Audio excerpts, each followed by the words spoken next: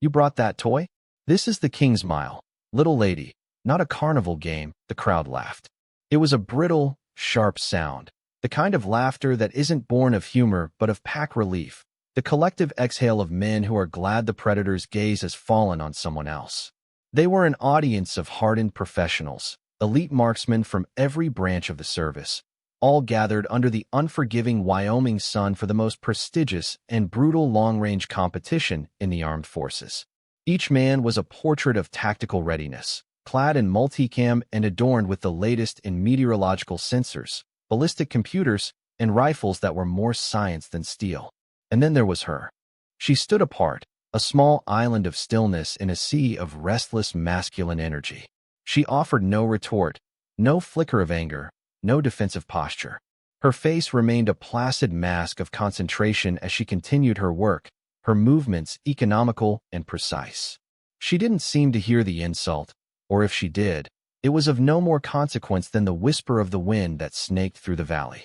But when the general, observing from the distant cool of the control tower, saw her stance, he leaned forward, a ghost of a memory stirring behind his eyes.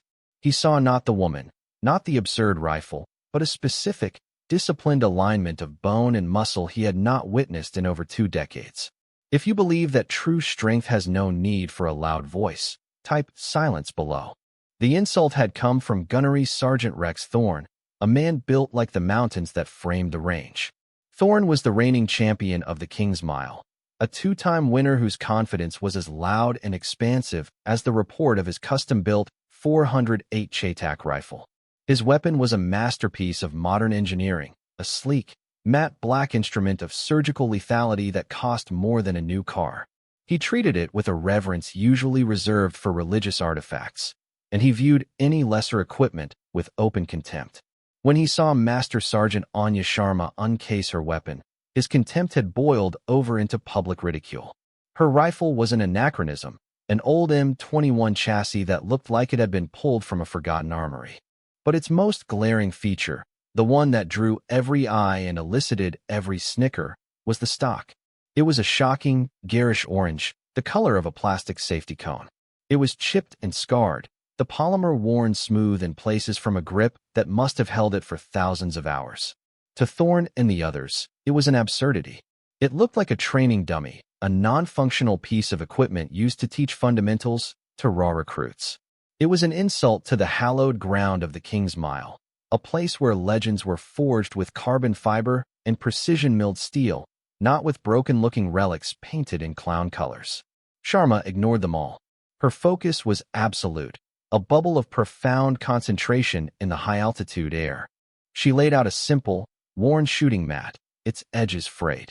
She didn't consult a tablet or a Kestrel wind meter.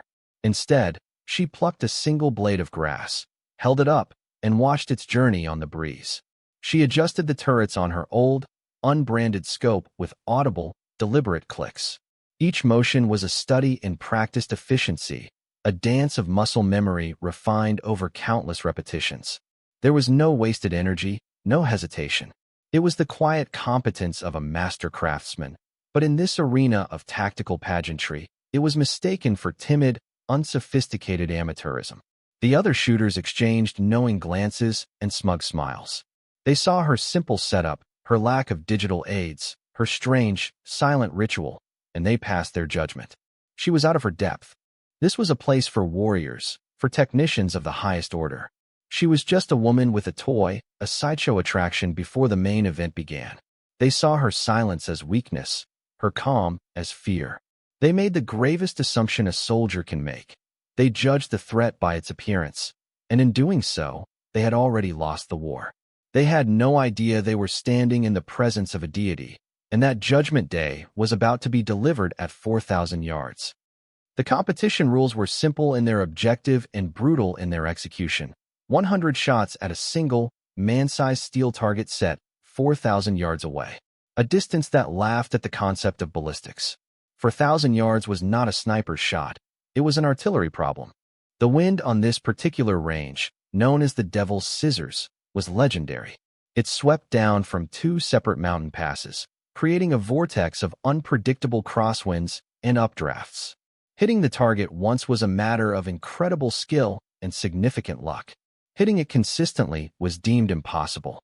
The challenge was a crucible, designed to break even the most disciplined mind. No one in the 30-year history of the King's Mile had ever scored above 60 hits. Thorn, with his swagger and his supercomputer of a rifle, went first.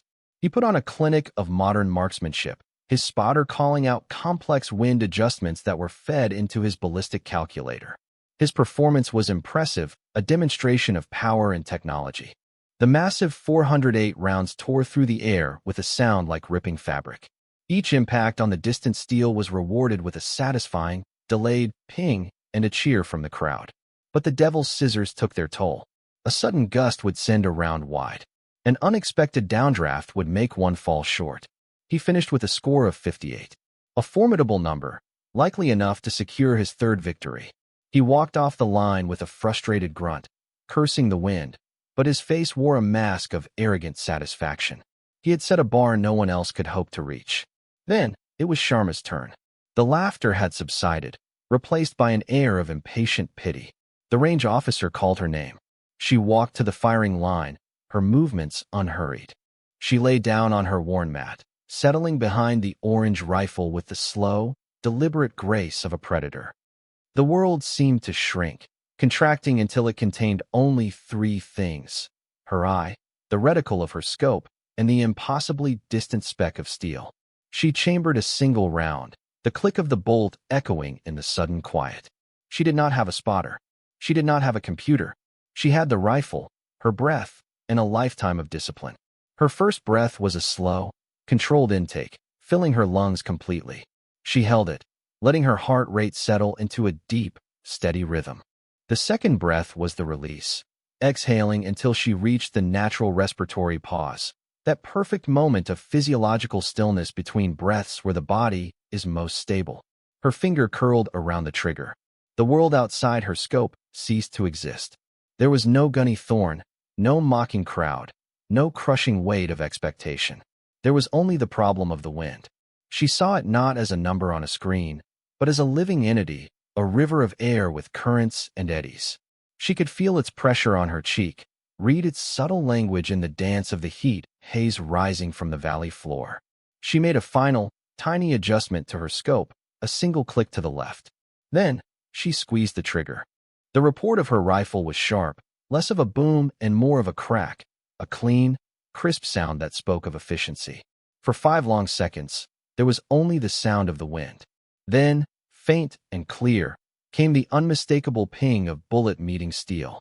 The scoreboard, a large digital display visible to all, flickered for a moment before resolving into a single word: hit. A few people clapped politely. Thorn scoffed, loud enough for those near him to hear. Beginner's luck. The wind gave her a gift. Sharma showed no reaction. She worked the bolt with fluid precision, ejecting the spent casing and chambering a new round. Again, the ritual of breath. Again, the world narrowed to a pinpoint. Again, a single, almost imperceptible adjustment. Crack. 5 seconds of silence. Ping. Hit. The scoreboard now read 2. The polite clapping died, replaced by a confused murmur. Thorn's smirk tightened. This was no longer amusing. She repeated the process. A third time. A fourth. A fifth. Crack. Ping. Hit. Crack. Ping. Hit. Crack. Ping. Hit. The rhythm was hypnotic, a metronome of impossible perfection. At 10 hits, the murmuring stopped entirely. At 20, the other shooters began to lower their binoculars, their faces etched with dawning disbelief. They were no longer watching a competitor. They were witnessing an anomaly. At 30 hits, Gunny Thorn's face had gone pale. His own formidable score now seemed like a child's scribble next to a masterpiece. He watched her, not her rifle, and he began to see what the general had seen: the absolute, unwavering economy of her motion, the perfect union of operator and instrument. This wasn't luck. This was mastery on a level he couldn't comprehend. The number on the board climbed. 40, 50, 60. She had surpassed the all-time record, and she showed no signs of stopping. She wasn't just hitting the target. She was painting it, clustering her shots into a group so tight it defied the laws of physics. She was threading 100 needles through a hurricane. The crowd was a statue garden of stunned soldiers. Jaws were slack. Eyes were wide. The silence was absolute, a heavy blanket of awe that smothered every other sound. 70, 80, 90. With each successful shot, a new wave of shock rippled through the onlookers. This wasn't just a competition anymore. It was a revelation. It was the deconstruction of everything they thought they knew about the art of the rifle. 99. She paused. For the first time, she took a slightly longer breath. She adjusted her position, a minute shift of her shoulder. Then, the final, familiar ritual. The breath. The stillness. The squeeze. Crack. The 5 seconds of waiting stretched into an eternity. The entire base seemed to be holding its breath. And then it came, the final, beautiful, impossible ping. The scoreboard flashed, 100. A perfect score. For a long moment, nobody moved. Nobody spoke. The wind blew, carrying with it a silence more profound and more powerful than any victory cheer. Gunny Thorne stared, his mouth hanging open, his own magnificent rifle suddenly feeling like a clumsy, useless weight in his hands. He managed a single, choked whisper that was swallowed by the wind. That's not possible. The heavy door of the control tower ground open, breaking the spell. Every head turned as one. General Wallace emerged, his face as hard and weathered as the surrounding mountains. He was a man who had seen 3 decades of war, a leader whose presence commanded an immediate, unspoken respect. He descended the steel steps with a slow, deliberate tread, his eyes fixed on the lone figure on the firing line. He didn't acknowledge the crowd, didn't spare a glance for the shell-shocked Gunny Thorne. He walked directly onto the range, his boots crunching on the gravel, each step a hammer blow against the fragile silence. The crowd parted before him like the Red Sea. He stopped a few feet behind Sharma, who was now methodically clearing her weapon, her task complete, her demeanor as placid and untroubled as if she had just finished a simple training drill. The general watched her for a moment, then turned to his aide, a young captain who had scurried to keep up. "Captain," Wallace's voice was a low growl, but it carried with absolute authority. "Pull up the service record for Master Sergeant Anya Sharma. Display it." Now the captain fumbled with his tablet, his fingers trembling slightly. A few taps, and a holographic screen shimmered into existence in the bright sunlight, angled for the senior range officers and Thorne to see clearly. The general pointed a finger at the screen, his voice rising, sharp and clear for all to hear. The words fell like stones, each one a demolition charge against the foundation of their ignorant assumptions. Name, Anya Sharma. Unit, classified. Redacted under Statute 7-4B, designation. Lead instructor, Asymmetric Warfare Group, Project Artemis. The crowd stirred. Project Artemis was a ghost, a legend. A Tier 1 sniper development program, so secret most thought it was a myth. Combat deployments, 14. Locations and outcomes are classified top secret. A gasp went through the assembly. 14 tours. Most elite operators were lucky to survive 3. Medals and commendations, Distinguished Service Cross. Silver Star with 3 oak leaf clusters. Bronze Star with V4 Valor Device, 5 awards. Purple Heart, 2 awards. The list went on, a litany of heroism that left the audience breathless. These were not just medals. They were the story of a life lived at the sharpest edge of conflict, accolades earned in blood and shadow. Special qualifications, Master Weapons Instructor, Senior Seer Specialist, Advanced Ballistics Theorist. And this one, the general paused, letting the weight of his next words settle. Creator of the Morgan Sharma Long Range Engagement Doctrine, the very doctrine we have been failing to properly implement for the last 5 years. The general lowered the tablet, the holographic display winking out of existence. He took a step closer, his gaze sweeping over the dumbstruck faces of the shooters before finally landing, with the force of a physical blow, on Gunnery Sergeant Thorne. "Gunnery Sergeant," Wallace began, his voice dropping to a dangerously quiet level. "You see that rifle? You called it a toy. You mocked its color. You judged the soldier by her equipment." He pointed a rigid finger at the orange rifle, now resting on its bipod. "That is the M21 ART. The ART stands for Artemis. It is the proof of concept prototype for the entire next generation of designated marksman rifles. There are precisely 2 of them in the world. The other one is sealed behind reinforced glass in the National Museum of the Marine Corps. This one, he gestured to Sharma's weapon, is her personal tool. She designed it. She built the first one with her own hands. The orange stock you found so amusing isn't a flaw, Gunnery Sergeant. It's a warning. It's the official designation for a developmental weapon system, a sign that it is to be handled only by its chief architect. You weren't mocking a piece of gear. You were mocking a living legend. You stood on this range and ridiculed the woman who wrote the very book on the type of warfare you pretend to be an expert in. Thorn visibly shrank under the weight of the general's words. The color drained from his face, leaving behind a pallid mask of shame and disbelief. He looked from the general to the quiet master sergeant, and for the first time, he truly saw her.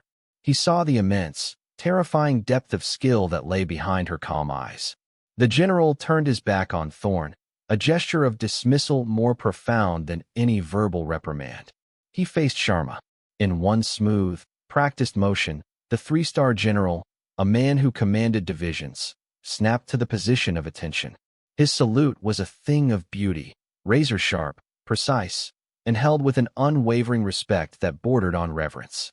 It was a gesture of a subordinate to a superior, a warrior paying homage to a master.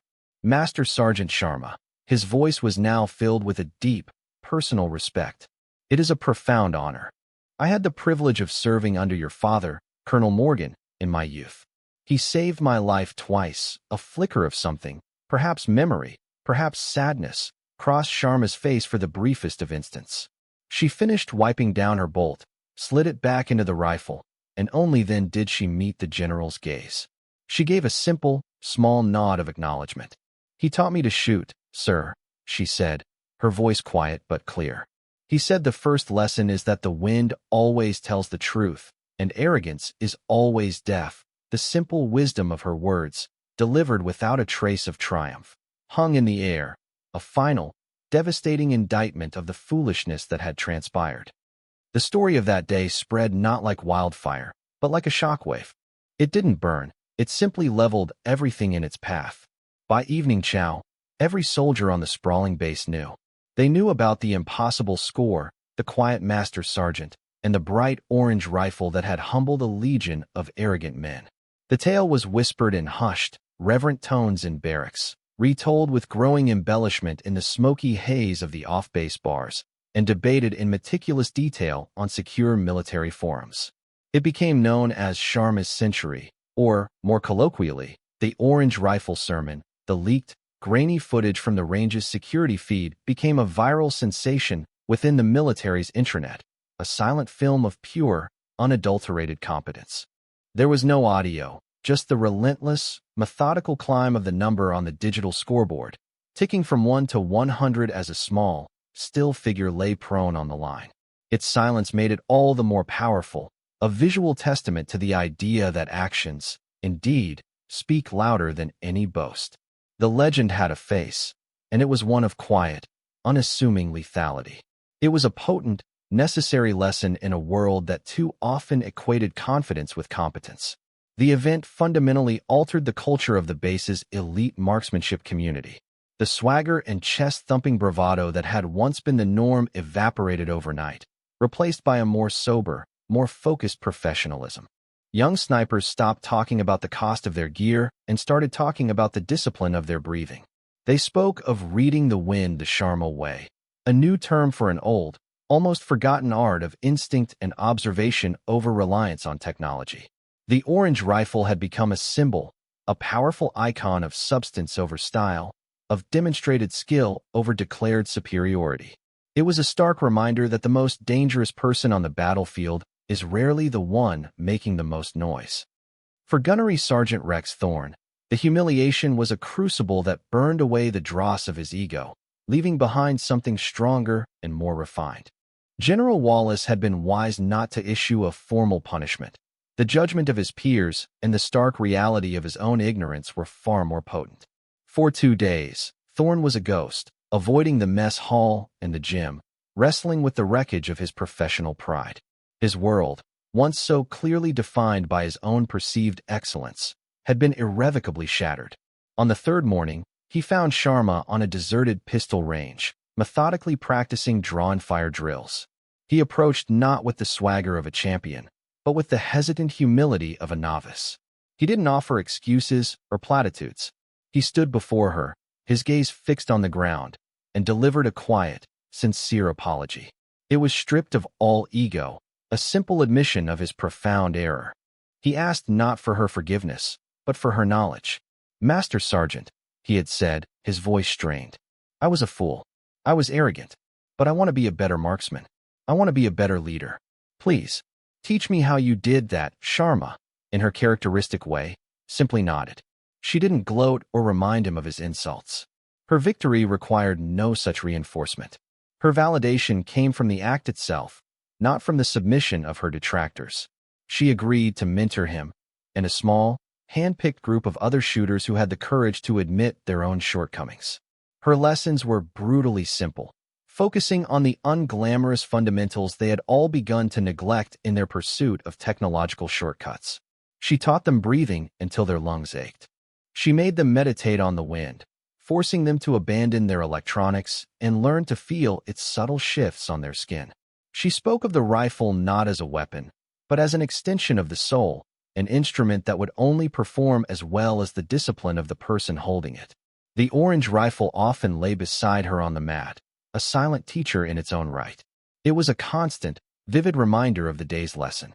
To commemorate the event, General Wallace had the actual steel target from the 4,000-yard line retrieved.